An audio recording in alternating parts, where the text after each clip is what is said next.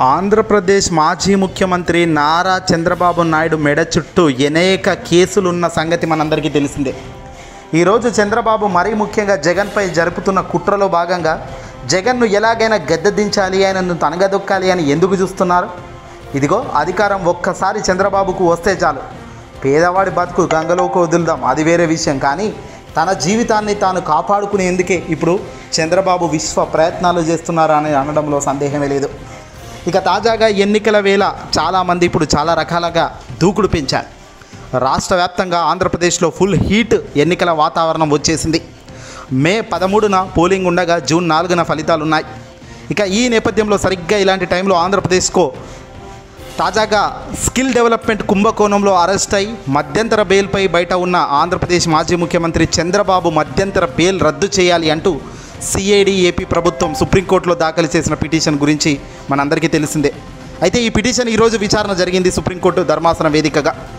ఈ కేసును విచారించిన సుప్రీంకోర్టు ధర్మాసనం మధ్యంతర బెయిల్పై ఉన్న మాజీ ముఖ్యమంత్రి నారా చంద్రబాబు నాయుడుకు కీలక ఆదేశాలు ఇవ్వడం ఇప్పుడు చర్చానీయాంశమవుతుంది.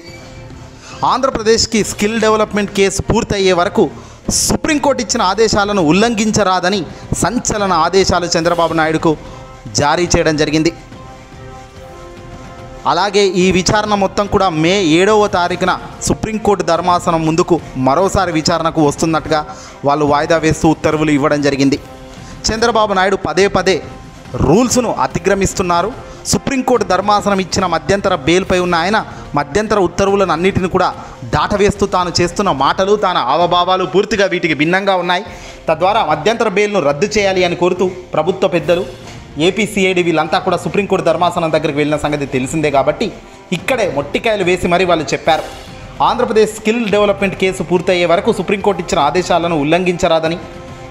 అది చెబుతూనే మే 7వ తారీఖున మళ్ళీ సుప్రీంకోర్టు ధర్మాసనం ముందుకు ఈ విచారణ ఎపిసోడ్ ఆ రోజు మరోసారి విచారిస్తారు. ఇక ఆంధ్రప్రదేశ్ రాష్ట్రంలో స్కిల్ డెవలప్మెంట్ కేసు ఎంత దుమారం రేగిందో తెలిసిందే. సిఐడి అధికారులు 2023 ఆగస్టులో చంద్రబాబును అరెస్టు చేసి ఏకంగా 52 రోజుల పాటు జైల్లో ఉంచారు.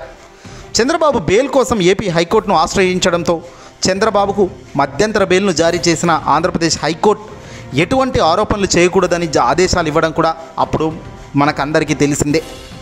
అయితే సుప్రీంకోర్టులో చంద్రబాబు మధ్యంతర బెయిల్ రద్దు చేయాలి అంటూ వీళ్ళు ప్రభుత్వ తరపు నుంచి పెద్దలు, అలాగే సిఐడి పెద్దలు అందరూ కూడా సుప్రీంకోర్టు ధర్మాసనం వెళ్ళారు. హైకోర్టు తీర్పును కొట్టివేస్తూ మధ్యంతర బెయిల్ గురించి రద్దు చేయాలి అని. అయితే సుప్రీంకోర్టుకు సంబంధించిన సిఐడి పిటిషన్ దాఖలు చేయడంతో నేడు ఆసక్తికరంగా వాదనలు జరుగుతున్నాయి. ప్రస్తుతం స్కిల్ డెవలప్మెంట్ కేసు విచారణలో ఉందని, చంద్రబాబు కుమారుడు నారా లోకేష్ సైతం సిఐడి అధికారుల పేర్లను రెడ్ బుక్ డైరీలో నోట్ చేసుకుంటున్నానని బహిరంగంగా చెప్పడం, ఓపెన్గా చెప్పడం సరికాదంటూ కూడా కోర్టు ముట్టికాయలేసింది. తాము అధికారంలోకి వచ్చిన తర్వాత సదరు అధికారులపై చర్యలు తీసుకుంటామని స్వయంగా నారా లోకేష్ హెచ్చరిస్తున్నారని, దీనివల్ల అధికారులపైన తీవ్రమైన ప్రభావం పడుతుందని ఏపీ సిఐడి కోర్టులో వాదించడం జరిగింది. ఇది కోర్టు ఉల్లంఘన కిందికే పక్కాగా వస్తుంది కనుక ఈ క్రమంలోనే చంద్రబాబు బెయిల్ పిటిషన్ రద్దు చేయాలని కోర్టులో వాదించింది.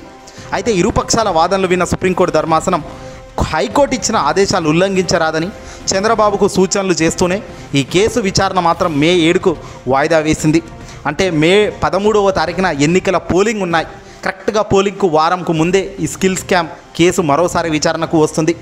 ఈలోపు చంద్రబాబు నాయుడు కనుక ఎక్కడైనా నోరు జారి ఏదైనా కంపు తెచ్చుకున్నాడంటే ఇమీడియట్గా మధ్యంతర బెయిల్ రద్దవుతుంది. చంద్రబాబును ఇమీడియట్గా మళ్ళీ రాజమండ్రి సిటీ జైలుకు తరలించక తప్పని పరిస్థితి ఖచ్చితంగా వస్తుంది. ఎందుకంటే చంద్రబాబును ఒకసారి వార్నింగ్ కూడా ఇచ్చినట్టు అని చెప్పాలి సుప్రీంకోర్టు.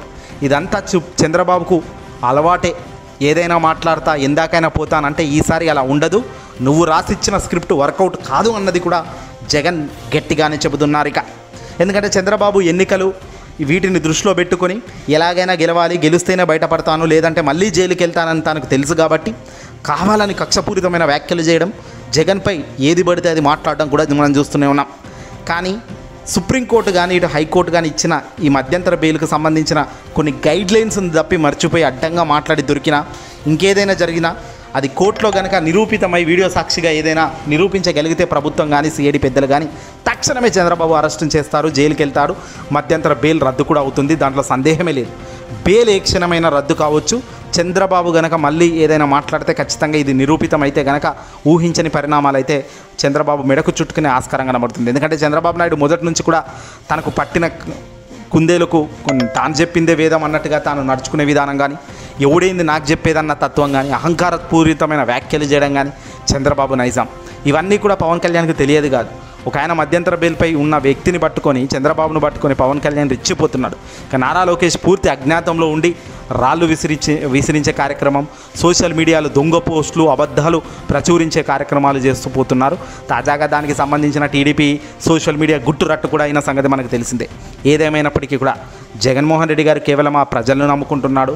పైన కనపడని ఆ దేవుడిని కనిపించే ప్రజలను వీళ్ళిద్దరినే జగన్ నమ్ముకుంటున్నాడు తప్ప ఎవరి మీద జగన్ ప్రెషర్ పెట్టడం లేదు. తద్వారానే జగన్ ఆ దేవుడిచ్చిన ఆశీస్సులతోనే, ఆ భగవంతుడి దీవెనలతోనే ఇటీవల ఆ రాయిదాడి నుంచి తప్పించుకున్నాడు. రాయి కొట్టింది ఎవడరా అంటే వడ్డెర కుటుంబానికి సంబంధించిన ఎవడో ఒకడు పోరడు కొట్టాడు. ఆ పోరడు ఎందుకు కొట్టావురా నాయన అనేది ఇప్పుడు ఇన్వెస్టిగేషన్లో భాగంగా తెలుస్తుంది. వాడి పేరు సతీష్ అని కూడా తెలుస్తుంది. ఇంత దారుణంగా నిందితుడు దొరికినప్పటికీ దీని వెనకాల ఎవడున్నాడు ఏంటి అనేది మాత్రం ఇంకా ఆసక్తికరంగానే ఉంది. చూద్దాం ఏం జరుగుతుంది అనే దానిపై. ఈ వీడియోని అసలు లైక్ కొట్టి షేర్ చేయండి.